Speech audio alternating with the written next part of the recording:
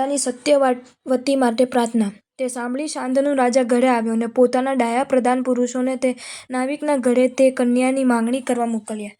નાવિકે સન્માનથી તેમને ઉત્તમ આસન પર બેસાડ્યા. પછી પ્રધાનોએ બહુમાનથી રાજા માટે તેની કન્યાની માંગણી કરી. ત્યારે નાવિકે કહ્યું, રાજા સર્વદેવમય છે અને હું હીન જાતિ છું, માટે આ બાબતમાં તમારે મારી પ્રાર્થના કરવી ઉચિત નથી. સરખે કુળવાળાનો સંબંધ જ યોગ્ય કહેવાય છે. પ્રધાનોએ તેને કહ્યું, આ કન્યાનું આવું સ્વરૂપ હીન કુળમાં ઉત્પન્ન થયું હોય તેમ સંભવતું જ નથી, કારણ કે જાતિવાન રત્નની ઉત્પત્તિ રોહણાચલમાં જ સંભવે, બીજે નહીં. આ બાળા કોઈ કાર્યયોગ્ય તારા ઘેર વસતી હશે, અન્યથા તેમાં શાંતનુ રાજાનું મન કેમ આસક્ત થાય? માટે હે નાવિક, તારે આ બાબતમાં ન કહેવી યોગ્ય નથી. તેથી અમારા આગ્રહ વડે તું રાજાની આજ્ઞા માન્ય કર. નાવિક બોલ્યો, હે પ્રધાનો, રાજાની આજ્ઞા માનવી કરવી જ જોઈએ, પણ પ્રાજ્ઞ પુરુષોએ કન્યા માટે ઘણું વિચારવાનું હોય છે. આ કન્યા નીચકુળની હોવાથી આગળ કદાચ પતિના અપમાન વડે દુઃખી થાય. વળી ગંગાનો પુત્ર ગાંગેય અતિ પરાક્રમી અને રાજ્યના ભારની ધુરાને યોગ્ય છે. તેથી મારા દૌહિત્રને તે પણ દુઃખ આપનારો જ થાય. આ મારી પુત્રી દાસી થાય તો તેના સંતાન પણ તેવા જ ગણાય. માટે ઉભયે અર્થથી ભ્રષ્ટ કરવા હું મારી પુત્રી રાજાને આપીશ નહીં. તે સાંભળી પ્રધાનોએ આવીને તે સમાચાર રાજાને કહ્યા. એટલે શાંતનુ રાજા દુઃખથી ગ્લાનિ પામ્યો. આ વૃત્તાંત ગાંગેયે સાંભળ્યો. એટલે પોતે જાતે ત્યાં જઈને પિતાને માટે તે નાવિકની પાસે કન્યાની માંગણી કરી અને કહ્યું, આ તમારી પુત્ર મારી માતા ગંગાની જેમ મારે નિરંતર પૂજ્ય થઈને સુખી રહો. હું પ્રથમથી જ વૈરાગ્યવાન છું. મારી બુદ્ધિ રાજ્ય લેવાની નથી. તેથી તમારી પુત્રીને જે પુત્ર થાય તે મારો ભ્રાતા સુખે રાજ્યને ભોગવો. આમ છતાં કદી મારા પુત્ર બળથી તેનું રાજ્ય હરી લે એવું જો તમારા મનમાં આવતું હોય તો આજથી મારે બ્રહ્મચાર્ય છે. આ વિષય દેવતાઓ સાક્ષી છે અને રાજાઓ મારા જામીન છે. આ પ્રમાણે પ્રતિજ્ઞા કરીને ગાંગેયે નાવિક પાસેથી તે કન્યાની યાચના કરી.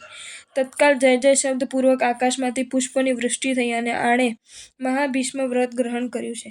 તેથી તે ખરેખર ભીષ્મ છે, એમ આકાશમાં દેવતાઓ કહેવા લાગ્યા. તે વખતે નાવિક હર્ષ પામીને બોલ્યો, હે ગંગેય, આ કન્યાનું કુલ પ્રથમથી સાંભળો, કેમ કે ચંદ્રિકા ચંદ્રમાંથી જ થાય, મેઘમાંથી થાય નહીં. આ ભરત ક્ષેત્રમાં રત્નપુર નામે નગર છે. તેમાં રત્નશેખર રાજા છે. તેને રત્નાવતી રાણી છે. એક વખત તે રત્નાવતીએ સ્વપ્નમાં ચંદ્રની કાંતિ જોઈને અનુક્રમે આ પુત્રીને જન્મ આપ્યો. જન્મતાં જ તેને કોઈ વિદ્યાધર હરણ કરી આ યમુનાના તટ ઉપર મૂકી અંતર્ધ્યાન થઈ ગયો.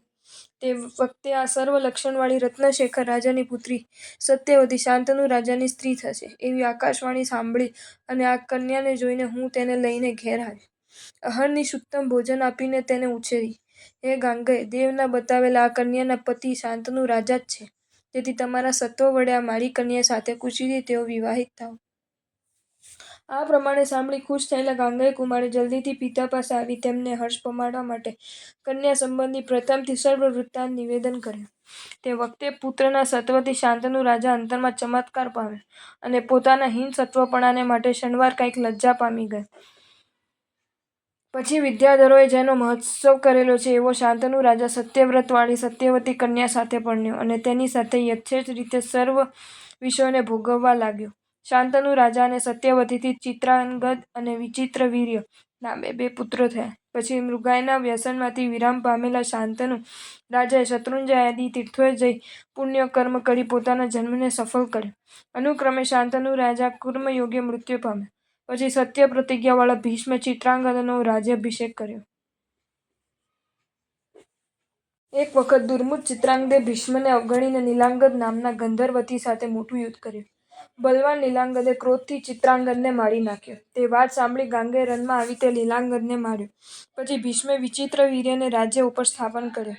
તે સમયે કાશી રાજાને અંબા, અંબિકા અને અંબાલિકા નામે 3 કન્યાઓ હતી. કાશી રાજાએ તેમનો સ્વયંવર કર્યો. તેમાં સર્વ રાજાઓને બોલાવ્યા, પણ સામાન્ય જાતિના કારણે વિચિત્રવીર્યને બોલાવ્યો નહીં. તેથી ગાંગેયને ક્રોધ ચડ્યો. એટલે તેણે સ્વયંવરમાં જઈ બધા રાજાઓના દેખાતા તે 3 કન્યાનું હરણ કર્યું.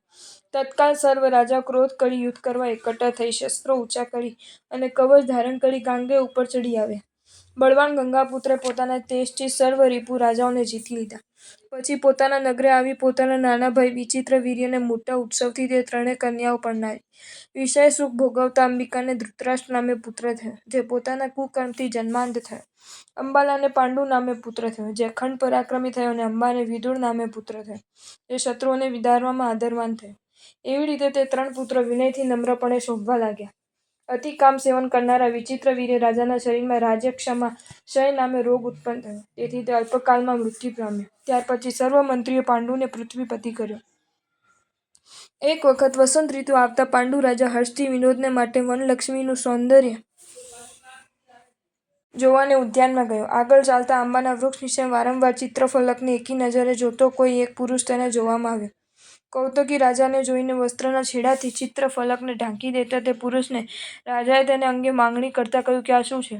એટલે એમાં કોઈ મૃગાક્ષીનું અદ્ભુત રૂપ રાજાને જોવામાં આવ્યું. તેને લાવણ્ય જલના સંગથી રાજાએ પોતાનું શિરકમળ ધુનાવ્યું. આહા! આના સર્વ અંગમાં કેવું સૌંદર્ય છે! કેવું અનુપમ લાવણ્ય છે! આ રમણી ત્રણ જગતમાં કોના ભોગના માટે થશે? આવી રીતે ક્ષણવાર મૌનપણે મનમાં વિચારીને રાજાએ પ્રીતિપૂર્વક તેને પૂછ્યું કે આ કોની છબી છે? તે પુરુષે જવાબ આપતા કહ્યું, આ શાળિયાપુરના રાજા અંધકવૃષ્ણિની પુત્રી અને દશરથાની બહેન કુંતી છે. 64 કલામાં ચાતુર એવી આ બાલાને જોઈને મેં દ્રષ્ટિને વિનોદ આપવા માટે આ ચિત્રપટમાં આલેખી છે. આ પ્રમાણે સાંભળી તેને ઇચ્છિત દાન આપી પાંડુ રાજાએ તેની પાસેથી તે મનોહર ચિત્ર લઈ લીધું અને તેને જોતા જોતા તે પોતાને ઘેર આવ્યો.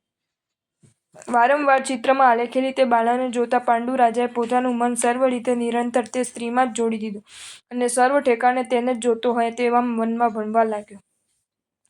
આગળ ચાલતા ચંપકની શ્રેણીના માર્ગમાં લોઢાના બાણોથી જડી દીધેલો કોઈ મૂર્છિત પુરુષ તેને જોવામાં આવ્યો. તેને જોતાં પાંડુ રાજાને દયા આવવાથી આ કોણ છે એમ વિચારીને તેને આગળ આવી જવું તો ત્યાં એક ખડગ તેને જોવામાં આવ્યું.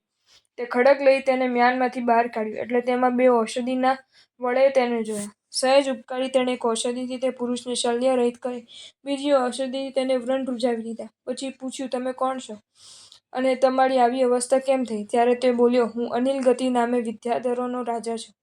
અશનિવાન નામના વિદ્યાધરે મારી સ્ત્રીનું હરણ કર્યું એટલે હું તેની પાછળ અહીં આવ્યો. તેથી તેણે કોપથી મારી આવી દશા કરી. તમે મારા નિષ્કારણ ઉપકારી થયા છો. મારે ભાગ્યથી જ તમે અહીં આવેલા છો અને મારે ઉપર દયા લાવીને મને દુઃખમુક્ત કર્યો છે. તમે મારા જીવિત દાતા છો. તમારા ઉપકારનો બદલો હું શું આપી શકું? તો પણ આ 2 ઔષધિ અને આ મુદ્રિકા ગ્રહણ કરો. આ મુદ્રિકાના પ્રભાવથી તમે ધારેલા સ્થાનકે જઈ શકશો. જ્યારે મારું સ્મરણ કરશો ત્યારે હું આવીને નિસંશય ઉત્તર આપીશ. આ પ્રમાણે કહી રાજાનું સન્માન કરી તે વિદ્યાધર અન્યત્ર ચાલ્યો ગયો.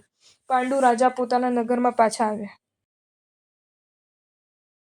જો તમને આ વિડીયો ગમ્યો હોય તો આ વિડીયોને લાઈક કરો અને મારી ચેનલ જૈન ફેક્ટ્સ એન્ડ સ્ટોરીઝને સબસ્ક્રાઈબ કરો. ધન્યવાદ.